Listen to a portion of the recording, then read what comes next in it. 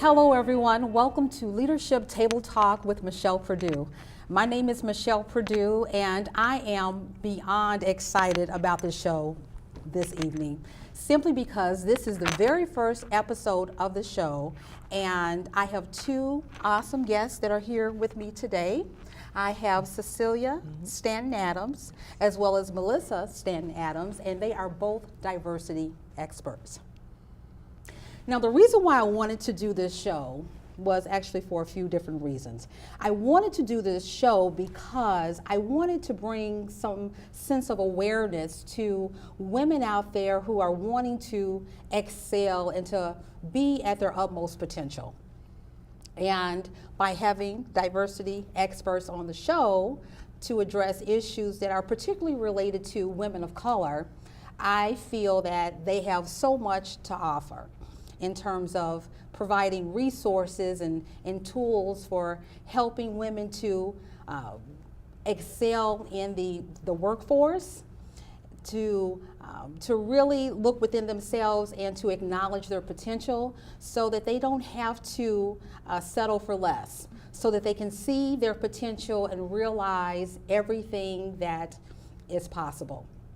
Now, with having said that, we're going to go ahead and get started. Today's topic is Women of Color Changing the Face of Leadership. Hello. Hello. And thank you so much for being here today. Thank you for having us. Absolutely. Before we get started into our conversation, which I'm really excited about because I know that you have a lot of really good, juicy information to share, can you let the audience know, how did your business come about? How did Stanton Adams, how was it created? What's the story behind your business? Would you like to go first? You go first. Go ahead. I'm originally born and raised in Brooklyn, New York. It's a bit of a long story, but if you bear with me, it has a good ending. Sure. Cecilia and I met when we were young people in New York. I was about 17, she was about 16 years old. And we were, you couldn't separate us. We were joined at the hip. And we kind of met at a drop-in center for gay teens. And it was created by Hedrick Martin Institute, which was created by, his name eludes me right now. What was it? Sorry. Anyway, we met at this drop-in center for teens, fell in love. It was love at first sight, and we were together for about 4 or 5 years, and kind of went our separate ways. Okay. And 20 years later, I found Cecilia by, like everyone else was looking into Facebook and finding old friends. I found an old friend of mine, Cecilia, and when I reached out to her, Cecilia was here in Minnesota doing diversity, equity, and inclusion work. And I was living in New York doing a lot of work at the grassroots level, working with activists and social justice organizations, doing a lot of equity work. And Cecilia and I were talking, and she said, you know, I'm here in Minnesota doing similar work. I'm doing work around diversity, equity, and inclusion. I think you should come out to Minnesota. We joined the dynamic duo. We put ourselves back together as a dynamic duo and do this work as Stanton Adams Consulting. And that was in 2010, about 8 years ago. And since then, we've gotten married. And we've actually Congratulations. Thank you. And we've taken Stanton Adams to the next level. It's been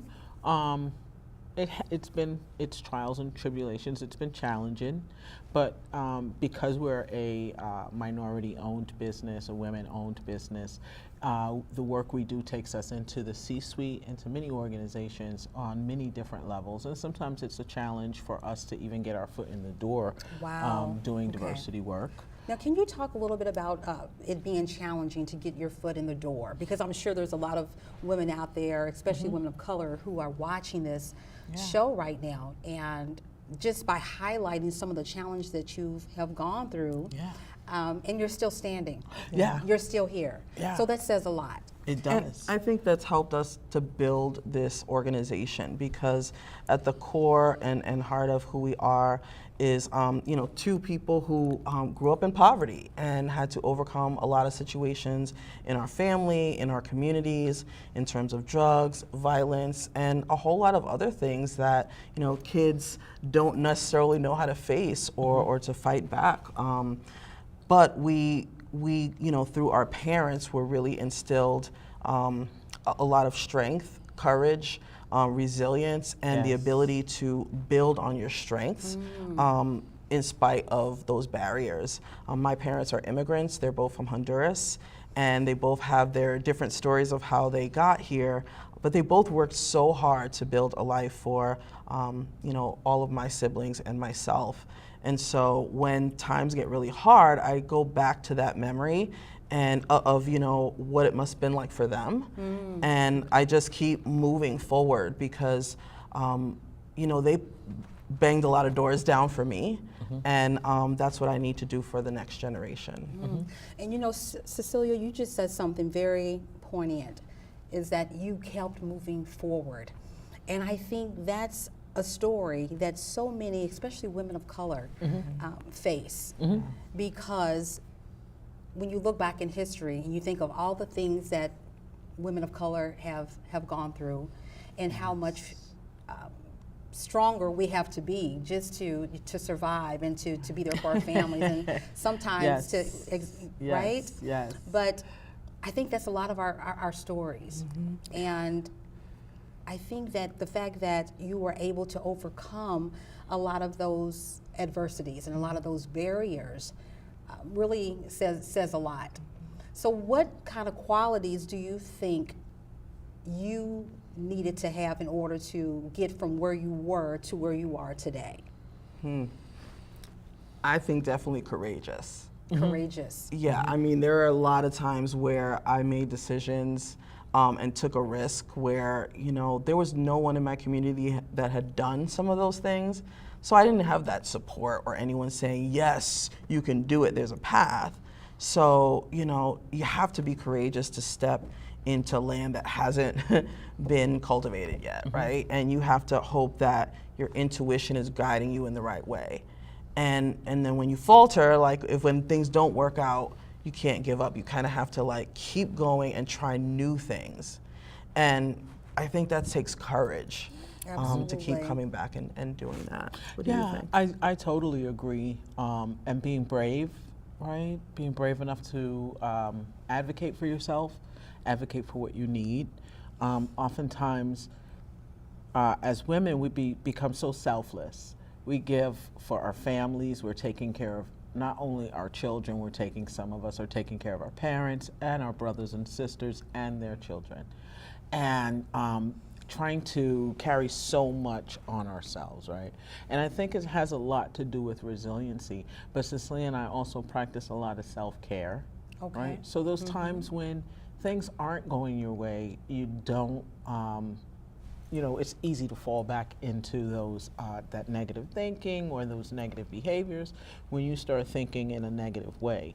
But you have this is just a sliver of my life. This is not going to define me. It's not going to be something I'm going to allow to hold me back. I'll actually try to use this as a catalyst to push me forward, regardless as to what that situation may be.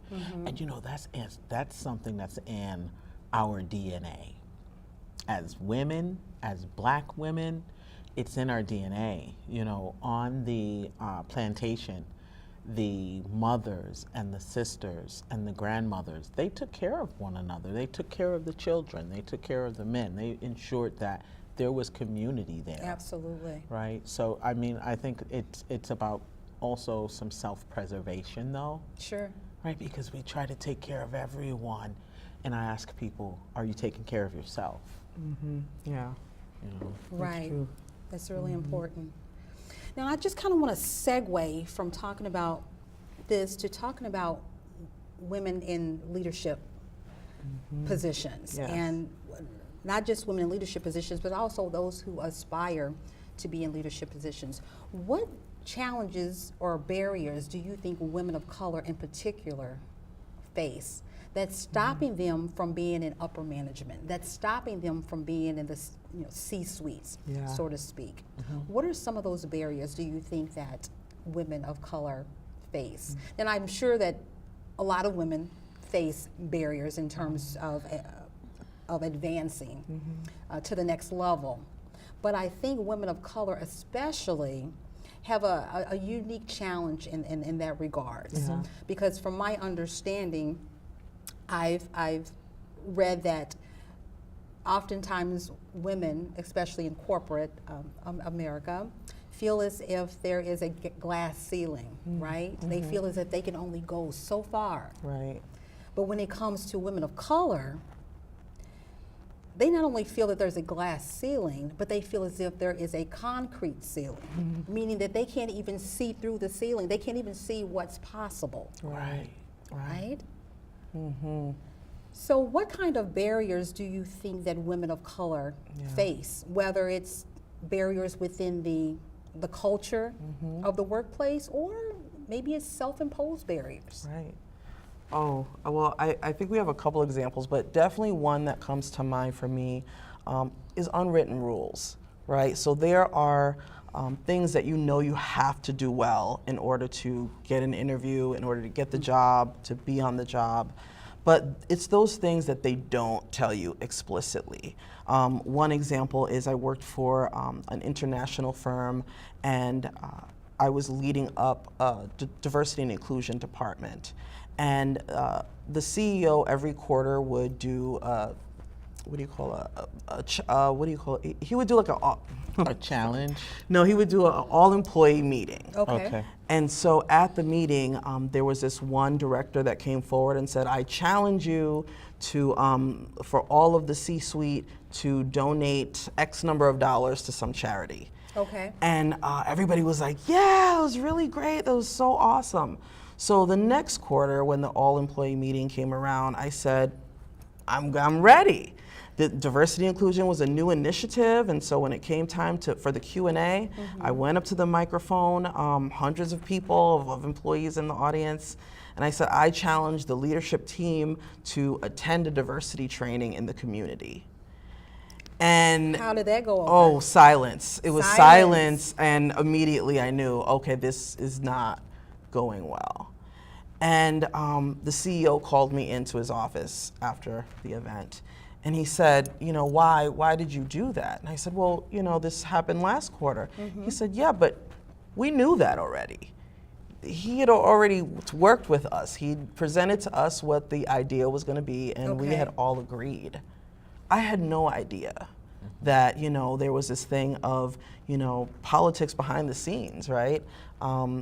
Not just making decisions at meetings, but on the golf course and during happy hour. And during those times where you're building relationships beyond just the workplace. And so when you have that, you're able to have a lot more ability to understand those unwritten rules. Sure. I never had anyone to pull me aside and say, hey, this is how you influence the executive leadership team. Exactly. And so I kind of stumbled my way, and I learned the hard way. Right. Which kind of leads me into having someone to show you the way, right? Mentoring. How do we get that on the table for our women of color, or even emerging leaders, regardless as to what their race or gender are? Folks need that support. They need folks who are mentoring them and helping to teach them the unwritten rules. And for me specifically, I grew up in Brooklyn, New York, and I came from an adverse background. I came from poverty. And when I started to go to college and go to school, I started to realize that there's a middle class mindset and then there's a poverty mindset. And I was coming from poverty into middle class, and I still had that poverty mindset. So I had to do some unlearning, and I had to do some new learning, because there are hidden rules to poverty too. Absolutely. And there are hidden rules to the wealth community or the middle class community, and I just needed to figure out what they were. But in order to do that, I had to lean into some discomfort and expand my network, and a lot of that was done through Cecilia, taking me to places where I had not been exposed to. perhaps meeting people that I may not have met before or may have been apprehensive to have conversations with before. Yeah.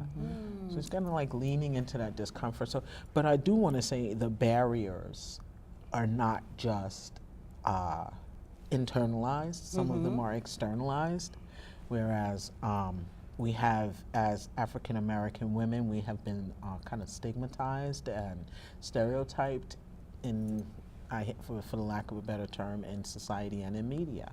So people have these perceptions of who we are. So when we come into the boardroom and we're really serious or passionate about a specific topic, we're told to calm down. You sound like you're yelling at me. Why are you angry? Right? And these types of stereotypes are things that people start to think of when they're in open positions. Well, this person's a little aggressive, right? In a woman, an African American woman, being direct and being a strong negotiator, those types of things can be seen as, oh, she's very aggressive. But if it was a white male doing those things, he's a go-getter. He's really good at negotiating. He's a great leader. Right, absolutely.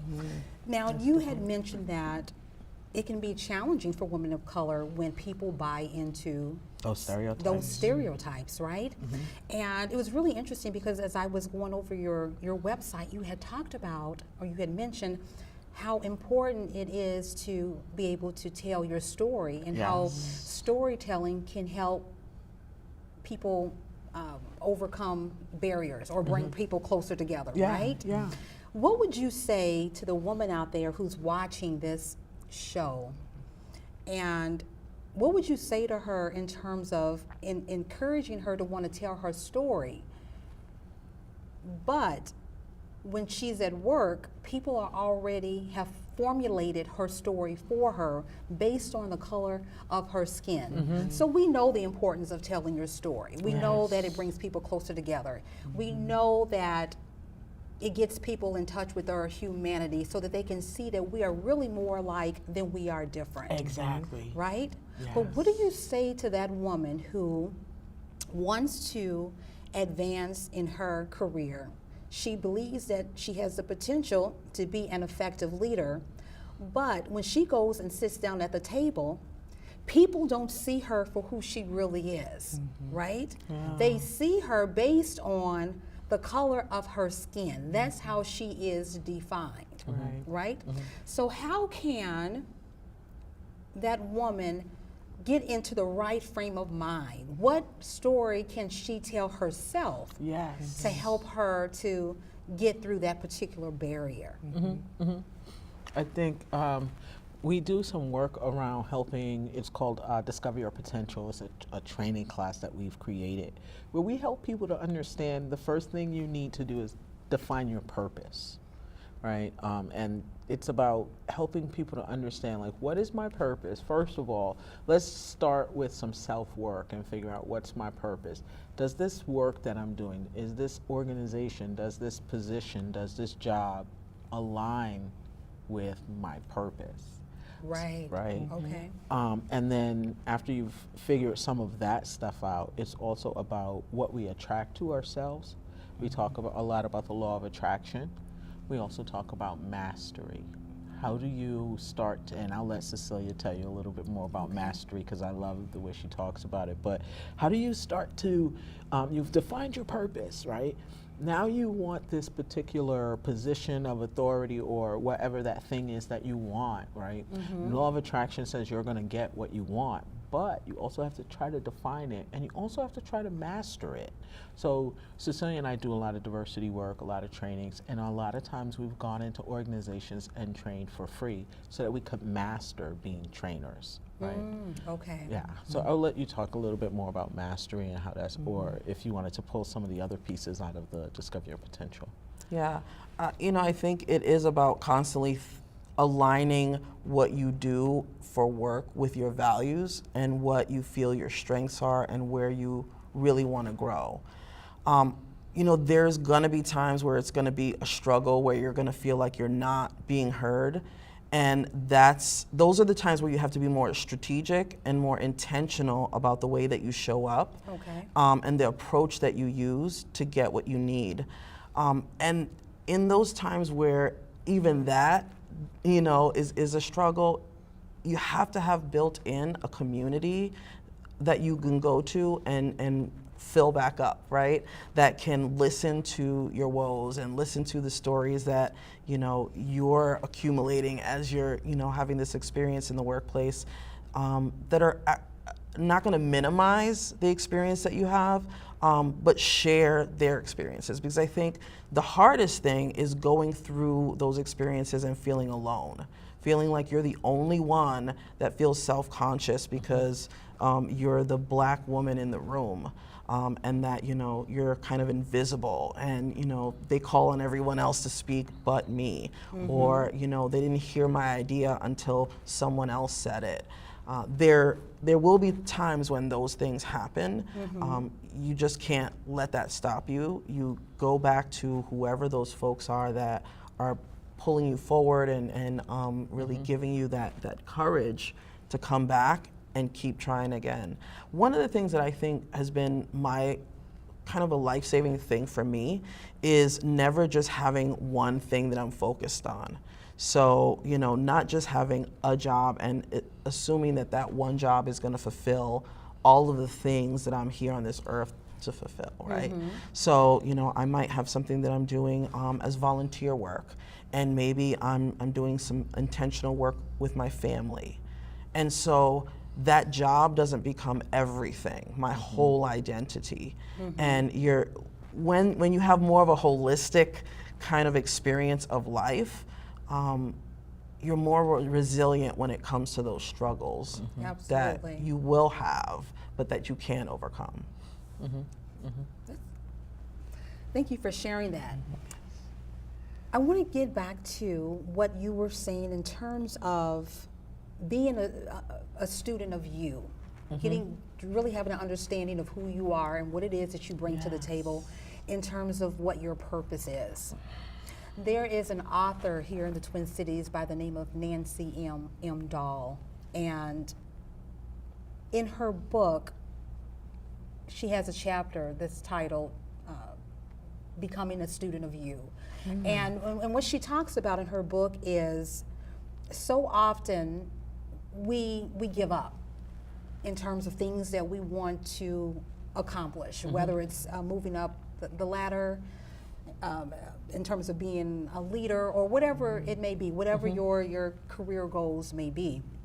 And in her book, she talks about how important it is to simply be a student of you, because sometimes we can point the finger, we can say, I didn't get that raise, or I wasn't advanced to the next level because of my race. It's racism, and not saying that that's not can't be a reality, because there's times when it is, and you have to call it what it is, right? But she talked about how sometimes you just have to be a student of you. Give yourself an opportunity to really understand, who you are, and just sit back, take a step back, and do some self-reflection. Because what happens is we go to try to do something, and when things don't go our way, it's easy to to give up. Right. Well, it didn't work out because such and such did this or that, or it didn't work out because that person had it out for me, or it didn't work out because I'm just not very good at doing that particular thing. But the reality is that sometimes we just have to take a step back and look at all the things that we have gone through to help us to get to where we're trying to get to. Yeah. Does that make sense? Yes, it makes a lot of sense to me. Right. I think, So I'm saying that, as a woman of color and wanting to make a connection with those women out there who are watching us today, in that we see or we hear their stories, right? But I think a way to take that power back is by simply realizing what you have control over, Yes. right? Yeah. What you have control over. I agree, and I think, I spend a lot of time doing a lot of work on self-reflection, self-care, and trying to find ways to ensure that I know that I have value. I know that I have self-worth, right? So when I'm in these situations in the workplace and I feel like someone is not valuing me, I can recognize it, right? Because I value myself. Right? So I can kind of see if someone is not valuing me for my strengths because I've taken time to figure out what my strengths are and I'm leveraging my strengths in the workplace. And if someone is not valuing that, then I can kind of, we also talk about communicating your strengths. If you're in a position in the workplace where you feel like you want to advance, have you communicated your strengths? Absolutely. But see, that's the challenge I think that we face as Black women is that we don't always know what our value is. Right. Or what our strengths are. Or what our strengths are. You're 100% right. That's true. Yeah. You know, we don't always know that.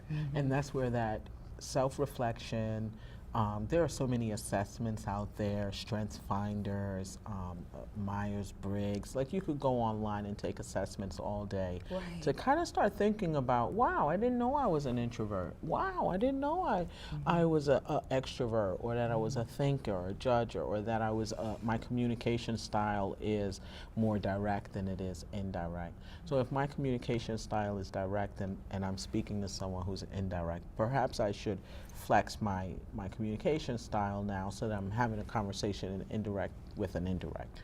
And these types of things, I mean, I may be saying things that might go over some folks' heads, but I think it's about trying to figure out a little bit more about who we are, how we communicate, how we show up, how we take up space, and how we can do that in a better way as leaders, you know? Well said. Thank you. Thank you. Thank you. So I have another question for you. McKinsey & Company wrote an article titled Women in the Workplace 2017, and it was reported that 1 out of 5 women leaders are in the C-suite, Right. and 1 out of 30 are women of color. What would you say is attributed to that? You know, one thing that I think is important to note is having a champion, having a mentor, having many. You know, if you talk to people in the C-suite, one of the things that will be a commonality is they've had people that have been in their life that have guided them and championed them to move up through the ranks of an organization. And we tend to mentor and champion people who are most like ourselves because it reminds us of us. So if you have so many people that, you know, are looking for people that, you know, are just like me, who's looking at someone like me, right? Who's championing and mentoring me? Also, what am I doing to build relationships across culture so that I can be mentored by someone that maybe wouldn't reach out to me? When I think about the people that have been in my life that have helped me out, many of them were not my same ethnicity or race. And so it was important for me to put myself out there and to make that connection, even if it was uncomfortable, kind of getting to know somebody that was a little bit different from me.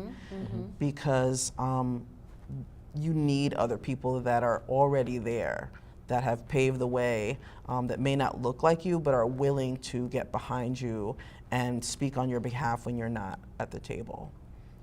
And I think that's what can help you get to the... Yeah, I also agree. I think some people are kind of afraid to go out there and put themselves out there, but I think folks should be asking folks, hey, could you be my mentor? Would probably take maybe once a quarter we could meet and have coffee and I could talk some things over with you. And you might get some folks who will say, well, I don't think I have the time, but eventually you're going to find someone who's going to say, sure, I'll be your mentor. You know, and a mentor-mentee relationship is a two-way street. Mentees learn from the mentor. Mentors learn from the mentee. So it's a great opportunity as a person who's in the leadership position to kind of stretch beyond your comfort zone. so to speak, you know. Now, do you think that women of color have more of a challenge in asking for a mentor, Yes. being that we are seen as traditionally as being, strong women, that we can handle it all, Right. that we can, we don't need a mentor because, we are raising our kids and, we're running our household, so to Right. speak, Right, so many women are. So do you think that that's another barrier that women of color face disproportionately? I think Definitely. it can also be self-imposed too. You know, I think the most important thing a person could ever do, and the most courageous thing a person could do, is ask for help when they need it. You know, and I think, my mom and my sister and us, and you never have to ask anybody for anything. You get yourself a good job, get an education, and you'll never have to ask anyone for anything. But I think in order for us to really grow, Absolutely. right, it's important for us to be able to learn from others and make ourselves a little vulnerable. You have to put yourself out there if you really are thinking about becoming a leader. Look at someone who's in the position that you want and ask that person, How did they get there? how did they get there? Let's do an informational interview, and we Right. sit down and have coffee, and I'll ask you a few questions. And Melissa, that goes back to what you were talking about being uncomfortable. Yes. Yeah. Coming outside of your comfort zone. You have to do that if you want to grow, if you want to progress and take your career, your Yes. life to the next level, right? Yes. Exactly. Yes. Another thing that I wanted to add that I think is really important is when you're working on developing and becoming a leader, not just focusing on the confidence that you need and management, that's important, managing teams. Like, those are important skill sets, but also get really good at understanding the business of the organization, being able to read the financials, be able to speak to strategy, because those are the things that can set you apart and really help people to understand that you can add lots of value to the bottom line of an organization. So what I hear you say is that how important it is to understand the organization, but also the culture of the organization. But what do you say to the woman? I keep going back to the woman, right? Because I really want to offer some Yes. value to the women that are watching this show. What do you say to the woman who wants to understand in the culture of the organization, but I don't know, lost the what question was I? What were you saying? You were on the line of, so we were thinking about what things the individual might need to learn in order to move up in the agency, the organizational structure, perhaps some financial acumen, things of those natures, because you want to be able to sit at the table with the big dogs and talk that talk, and have those conversations, be able to be a strategic player, a strategic planner. Sure. And definitely, the one thing that I will say to all the audience members that are watching is that if you are looking for a position, you get that position, negotiate your salary. Whatever they offer you, ask for more. They'll give it to you.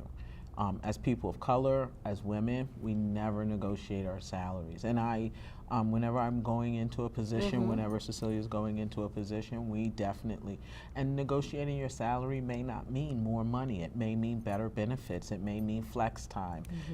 It could mean a lot of different things. So being more courageous and stepping into our discomfort and saying, what was the question that I ask when I get offered? Is that negotiable? Is that negotiable? I love it. I love it. I love Yeah, it. the worst they could say is no. Right. Absolutely, absolutely. Yeah. So that thought just came back to me in terms of talking about the culture. So it's really important to understand the culture in which you're working in, but then there's that fine line because as a woman of color, you are bringing your own culture to the table, right? Yeah. So what advice would you give to the woman who wants to fit in, but at the same time wants to still be her true, authentic self. Yes. Yes. I would imagine that at times that's a very challenging thing to do because you want to fit in, you know, with the culture at work, right? You want to be a team player, so to speak. Right. But at the same time, you bring your own unique qualities to the table, right? Your own way of, you know, doing things. And being. Absolutely. For me, I think, and Cecilia and I talk about this a lot, about authenticity, that the person that you see today is the same person that our clients see, is the same person that our family members see, and we try to remain consistent in who we are, because eventually those inauthentic moments tend to be revealed, you know, as my grandmother would say, what goes on in the dark will come to light. You can't consistently be someone else. You can consistently be yourself, though. And I think the workplace needs to be more inclusive to people being able to be themselves and not having to code switch to that culture. Sure. Obviously, we want to work for organizations where our values align with that organization, which is something else that's important to look for when you're looking for work or looking to get into a company. Does it align with your values? If this organization's, one of the organization's values is that people are going to be working 100 hours a week until that project is done, and you have a family and you don't want to do that, then you might want to think about, my values are not aligned with this agency, you know? That's the kind of way that's kind of how I see it. Like, you got to get your values, but that takes knowing your values, which brings us back to getting into understanding who you are, right? Like, what is your top 3 values? What are your strengths? What are you really, really good at? What do people call on you for all the time, in the office or in the community? What are those things that are really resonating with you? And when we get into these spaces where we're expected to be different, that's not a comfortable place to be, you know? And I would never encourage anyone to leave work, but I would say, try and find something that aligns with your values. And if you're doing something that you love, it's not really work, you know? I agree with that. I agree with that. Well, I think we've come to the end of our show. Oh man, this was a lot of fun. I know. We'll have to have you back again. Thank you. Absolutely. Are there some final words that you would like to, each one of you would like to share? Sure. You go first. Okay. Well, I just want to say that it's important for all of us to really think about what's important for our lives. What do we want to accomplish in the short time that we're here? And to always strive for that, no matter what barriers are in the way.